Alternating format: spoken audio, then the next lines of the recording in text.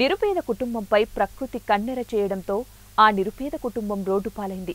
కర్నూలు నగరంలోని పెద్ద మార్కెట్లో సుమారు 20 సంవత్సరాల నుంచి నివాసం ఉంటున్న నిరుపేద కుటుంబం వృత్తిరీత్యా కుండల వ్యాపారం చేసుకుని జీవనం సాగిస్తున్నారు. 2 రోజుల కిందట అకాల వర్షానికి చెట్లు కూలి ఇంటి పైకప్పుపై పడటంతో ఇంటి రేకులు విరిగిపోయి నీడ కోల్పోయారు. స్థానికంగా కూరగాయల వ్యాపారం చేసుకుంటున్న అబ్దుల్ లతీఫ్ మానవత్వంతో ఆర్థిక సహాయాన్ని అందించినందుకు ఆయనకు ఎంతో రుణపడి ఉంటామని చెప్పారు.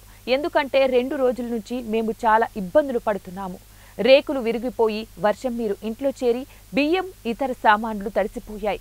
మమ్మల్ని గుర్తించి మా పరిస్థితిని చూసి చలించిన అబ్దుల్ లతీఫ్ కి ధన్యవాదాలు తెలిపారు.